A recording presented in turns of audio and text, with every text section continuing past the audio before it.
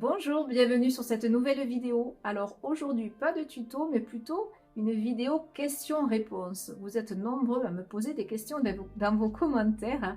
Je ne peux pas toujours répondre à tout le monde et j'en suis vraiment désolée. Donc je prends aujourd'hui le parti, donc aujourd'hui lundi, de répondre à quelques questions qui pourront, je l'espère, vous renseigner et vous inciter, vous donner de bonnes idées pour l'avenir. Donc, première question, on trouve dans le commerce des châssis en laine et en coton. Alors, quelle différence entre le laine et le coton?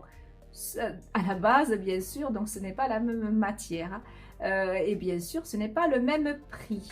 Donc, qu'est-ce que j'utilise moi? Alors, je ne peux pas vous dire ce qui est mieux ou moins bien. Je vous dis à chaque fois, pour chaque question, ce que je fais moi. Et tout simplement moi, puisque c'est ce que je connais le mieux. Je ne peux pas parler au nom des autres. Donc moi, j'utilise du coton. Pourquoi le coton? Parce que c'est moins cher. Et puis j'utilise la technique du couteau et l'huile.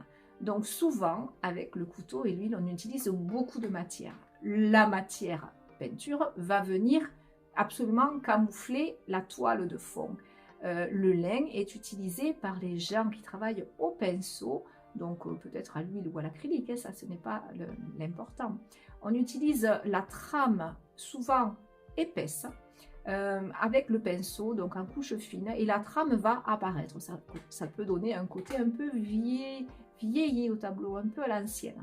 Et toutes les toiles en laine ne sont pas avec un gros grain, il y a le gros grain et le grain fin.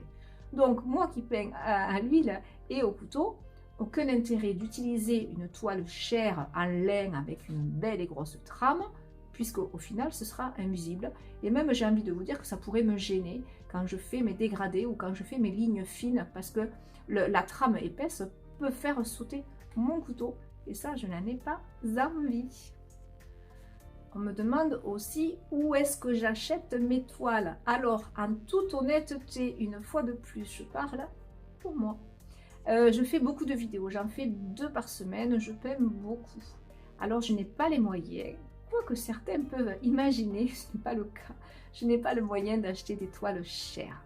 Donc, pour mes vidéos et pour tout ce que je fais de manière très ludique, je vais les acheter à pas cher. Donc, je vais les acheter par exemple, dans les magasins Action. Alors on me dit, ah oh sacrilège, Action, ça vient de Chine, c'est pas de la belle qualité. Moi je vais faire souvent des tutos en 24 par 30. Donc je vais acheter ça qui va coûter dans les 2 € Action. Ça me suffit. Parce que la qualité, j'ai presque envie de vous dire, hein, ce n'est pas important.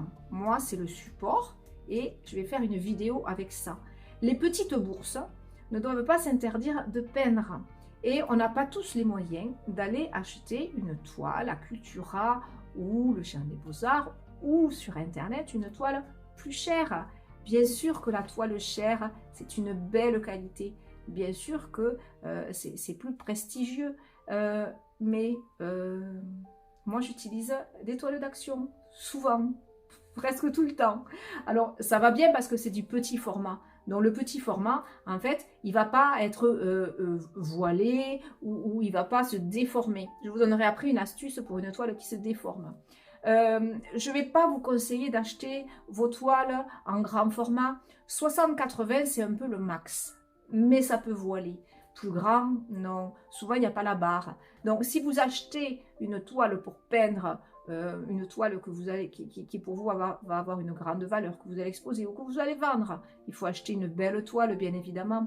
Si vous travaillez, comme moi, pour la technique, si vous travaillez sur des petits formats, pour se faire plaisir, si vous n'avez tout simplement pas les moyens d'acheter une grande toile Action, elles vont très bien. La Foire Fouille, elles vont très bien. Un petit format. Alors, on parle de châssis à clé. Il existe aussi des cartons toilés. Alors, le carton toilé, je ne vais pas l'utiliser en peinture au couteau. Pourquoi? Parce que le couteau, pour travailler, a besoin de la souplesse de la toile. Quand vous allez peindre sur votre toile, des fois, vous vous rendez compte que sur les côtés, vous avez du mal. Ça marque, vous n'arrivez pas à faire de beaux dégradés. C'est normal. Il y a le bois qui gêne. Le bois empêche la toile d'être souple et donne le couteau de jouer avec cette souplesse. Un carton toilé, c'est tout raide, c'est tout dur. Milieu, côté, le couteau, il n'aime pas ça. c'est très bien pour travailler vos tests pinceaux, quand vous travaillez au pinceau, mais pas au couteau. Même les petits essais pour vous entraîner, achetez une toile à pas cher, mais un châssis toilé en carton, un châssis toilé comme ça sur bois. On vous parle de châssis à clé. Un châssis à clé, c'est quoi? Un châssis, et ça, ce sont les clés. Les clés, ce sont des petits taquets de bois que vous avez souvent quand vous achetez votre tableau. Ça se présente comme ceci. Et ça vient se mettre, ça aussi le plastique, ne le jetez pas. Vous avez l'habitude, ceux qui me regardent et qui me suivent, de savoir qu'avec le petit plastique, je fais plein de jolis effets. Je fais un beau feuillage, je fais des buissons. Ça, on le garde, on ne jette rien. La clé se positionne derrière votre toile. Alors, il y en a qui prennent le parti de dire il faut la mettre comme ça, le pointu en premier. Il y en a qui disent il faut la mettre comme ça, le carré en premier. Chacun fait ce qu'il veut. Moi, j'avoue que, bien ou mal, je le mets souvent avec le pointu parce que je trouve que c'est plus facile à enfoncer. Un coup de marteau. Il faut savoir qu'aujourd'hui, les toiles ne sont pas faites de manière artisanale comme elles étaient faites dans le temps. Donc, des fois, le trou, il n'est même pas assez gros, surtout avec des châssis à pas cher. Donc, moi, les clés, je ne les mets pas. Mais alors, une fois de plus, il y en a qui vont crier au sacrilège. Ah, elle ne met pas les clés. Mais non, je ne les mets pas. Si ma toile est mal montée, parce qu'il y a un pli ou que ce soit, même si je mets mes clés, ça ne va rien changer. Et si ma toile est gondolée, parce qu'elle a mal été stockée, ou parce que, bon, voilà, je n'ai pas fait attention, j'ai un petit défaut. En fait, le secret, c'est de venir par l'arrière.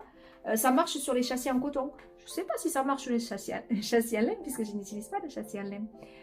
Vous allez mouiller directement sous le robinet, derrière, d'accord? Et ensuite, vous allez prendre votre sèche-cheveux et vous allez bien chauffer. La toile va se retendre comme un tambour. C'est un peu magique et c'est très bien, ça suffit. Vous retendez votre toile. Je ne mets pas les châssis à clé, c'est ainsi. Petite parenthèse, on m'a dit la semaine dernière, on a critiqué une vidéo en disant je prends toutes les critiques, je le prends de manière positive, il n'y a pas de problème. J'accepte, je n'enlève aucun commentaire que vous me laissez. Donc vous pouvez me dire des horreurs, ben je vais laisser les horreurs. Je ne souhaite pas que vous m'en écriviez quand même. Donc un monsieur m'a écrit en lettres majuscules qu'il ne faut jamais, au grand jamais, faire une ligne d'horizon en plein milieu. Parce que ça coupe l'œil, je ne sais pas tout ce qu'il m'a dit. J'ai envie de vous dire, nous sommes en 2024. Alors toutes les règles de base qu'on peut vous apprendre aux Beaux-Arts, ou qu'on vous apprend depuis des années et des années et des années, des fois, il faut savoir aussi les oublier. J'ai fait ma vidéo, j'ai fait ma ligne d'horizon en plein milieu parce que je trouvais ça joli. Et je ne suis pas sûre que dans mon tableau, c'est une quelconque offense de faire une ligne d'horizon en plein milieu. Je le fais souvent, ça me plaît de le faire. Et je vous avoue que plus vous allez me dire qu'il ne faut pas le faire, plus ça va me donner envie de le faire. Fin de la parenthèse. Alors, autre petit point, on dit qu'il faut apprêter sa toile. Apprêter sa toile, ça veut dire quoi et ça sert à quoi? J'ai ma toile. Elle a déjà normalement un après, voire 2-3 couches d'après. Souvent, c'est écrit sur votre petit papier. Je n'ai pas de lunettes, je ne pourrais pas vous dire si c'est écrit. Ça m'est égal. Je viens toujours, comme je le dis dans chaque vidéo, passer une petite couche fine d'acrylique ou de gesso. Alors, ça sert à quoi? Ça va servir à imperméabiliser ma toile. Et de ce fait, quand je vais travailler à l'huile, alors quand vous travaillez à l'acrylique, vous n'avez pas vraiment besoin de le faire puisque vous allez travailler à l'acrylique. Mais quand vous travaillez à l'huile, si vous ne passez pas par cette étape après, l'huile que vous allez déposer, la peinture à l'huile, elle va rentrer par capillarité à l'intérieur de la toile. Donc, si l'huile, elle rentre dans la toile, qu'est-ce qui se passe? Mon pigment dessus, il est tout sec.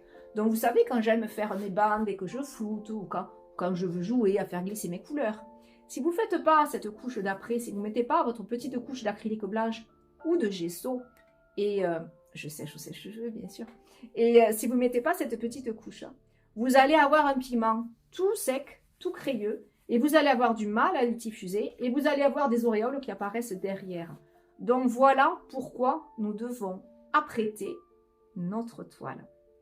Ensuite, nous allons parler de l'huile et nous allons parler de l'acrylique. Donc, deux peintures bien différentes. L'acrylique est à base d'eau et l'huile est à base, la peinture à l'huile est à base d'huile, son nom l'indique. Donc, quelle différence majeure? L'acrylique va sécher très rapidement, voire trop rapidement, surtout l'été. Quand vous allez peindre et que les conditions météo sont au plus beau, au plus chaud, vous allez voir que votre acrylique il va sécher presque instantanément et c'est très compliqué pour faire des dégradés. Donc c'est pour cela que moi, je n'aime pas trop travailler l'acrylique. Alors je le fais de temps en temps pour vous faire plaisir, mais je n'aime pas trop travailler à l'acrylique parce que je trouve que l'huile, avec son temps de séchage long, on me dit « Oh oui, mais c'est très long, oh, au bout de 15 jours, ce n'est pas encore sec. » Mais c'est normal. Et à l'époque, les grands maîtres, ils travaillaient à l'huile et ils faisaient plusieurs tableaux en même temps. Ils attendaient le séchage de l'un, ils passaient à l'autre et ils avaient plusieurs œuvres en même temps. Nous, ici, dans mes vidéos, on peint à l'huile et au couteau. Donc le couteau, souvent, c'est à l'aprima. Ça veut dire qu'on fait à l'instant. Moi, je vais faire un tableau assez rapidement parce que j'ai l'habitude. Vous allez peut-être mettre 2 heures, 3 heures, voire plus. Ce n'est pas important, ce n'est pas grave. Mais c'est confortable d'avoir cette peinture qui ne sèche pas et qui va venir pouvoir se dégrader un jour. Même le lendemain, on peut y revenir et se dégrader. Et si le temps de séchage est long, il faut juste avoir un peu de patience. Dans des bonnes conditions de chaleur normale, votre peinture elle va être sèche en surface au bout de 15 jours à peu près. Donc quand vous avez fini votre tableau, vous le mettez dans un lieu sûr, vous pouvez le mettre sur un clou sur votre mur et il ne faut pas le toucher. Et si vous avez envie de savoir si votre tableau il est sec, vous n'allez pas mettre le doigt au milieu, parce que le doigt, la trace de doigt elle va rester. Vous allez toucher sur le côté là et vous allez dire « Ah non, c'est pas encore sec ». Mais le mieux, c'est de ne pas toucher et d'attendre 15 jours en surface pour un tableau moyennement fin. Plus vous allez empâter, plus c'est long. Et il y a des couleurs qui sont beaucoup plus longues que les autres à sécher, et notamment le rouge. Le rouge, alors là, il met une éternité. J'ai fait des fois des coquelicots avec des gros bourrelets, des empâtements. Je crois que 2 mois après, au cœur, c'était encore un peu fondant. Donc voilà la différence entre l'acrylique. L'acrylique, vous pouvez bien sûr peindre à l'acrylique. Dans beaucoup d'ateliers, on peint à l'acrylique. Parce que ça se lave bien, c'est facile à nettoyer à l'eau, et puis parce qu'on n'en met pas partout peut-être. Mais l'huile, elle a de très beaux avantages. Certaines personnes disent aussi ah non, moi je ne travaille pas à l'huile, oh là là, ça sent mauvais, moi je suis allergique ou je ne supporte pas les odeurs. Je peins avec, je l'ai dit dans une vidéo précédente, j'achète de la peinture à l'huile sur le site Armania parce que je trouve qu'ils sont sympas et réactifs, et vous avez un petit code promo. Vous cliquez sur le titre de cette vidéo et vous allez avoir un descriptif. Vous avez moins 15% avec le code promo. Moi, je sais que j'achète, moi, ma peinture chez eux, Art Création de chez Thalès ou XL de PBO, ce sont mes deux marques chouchou. La peinture à l'huile, elle n'a pratiquement pas d'odeur. C'est-à-dire que moi, je ne vais pas mettre ni de médium, ni d'accélérateur, ni de retardateur, ni de rien. Ma peinture à l'huile, elle est utilisée telle que. Quand elle sort du tube, elle n'a pas une odeur très forte. Elle ne sent, ici à l'atelier, ça sent pratiquement rien. Donc, si vous allez utiliser des médiums, plus vous allez utiliser des produits, l'essence de térébenthine, tout ça, ce sont des odeurs très fortes. Mais si vous ne peignez pas à l'huile uniquement parce que vous pensez que ça sent mauvais, moi je pense que vous passez à côté de quelque chose. Parce que l'huile, tant que telle, elle ne sent pas mauvais. Ce sont les produits qu'on rajoute. Quand votre tableau est fini, je ne vais pas vous dire de le mettre dans votre chambre pour le laisser sécher, parce que peut-être quand même que de la peinture sur une toile, à l'air libre, il va y avoir peut-être, quand vous allez passer devant, une très très légère odeur. Donc vous n'allez pas. Vous allez mettre votre tableau à sécher dans une pièce ventilée. Vous n'allez pas le mettre dans la chambre. Mais au quotidien, et je peux vous le garantir, il n'y a pas de très grosse odeur. Donc n'ayez pas cet a priori là. Pour conserver vos restants de peinture. Alors, vous avez un peu trop été généreux, vous avez trop de peinture sur votre palette, le tableau est fini, ou vous n'avez pas le temps de le finir et vous ne voulez pas gaspiller votre peinture. la peinture à l'huile, ben, ça coûte de l'argent, donc anti-gaspi, qu'est-ce que vous pouvez faire? Alors l'astuce la plus rigolote, c'est de venir mettre votre peinture, votre restant de peinture dans un petit couvercle, au style petit pot de bébé ou couvercle à confiture si vous n'en avez pas beaucoup. Et vous venez, alors idéalement avec de l'huile de lin, mais si vous n'avez pas, ben, écoutez, vous pouvez faire avec de l'huile de cuisine. Idéalement, vous recouvrez à fleur votre peinture. En fait, l'huile, elle va faire barrière entre l'air ambiant qui peut oxyder et sécher la peinture. Donc cette barrière d'huile donc va faire que vous allez pouvoir garder votre peinture longtemps et qu'elle ne séchera pas. Savoir aussi, j'ai plein d'idées qui me viennent en tête, donc je donne un peu tout pêle-mêle. J'ai pas préparé la vidéo, sauf quelques. Je me suis posé des questions que j'ai notées sur un papier, et là je parle, ça c'est moi.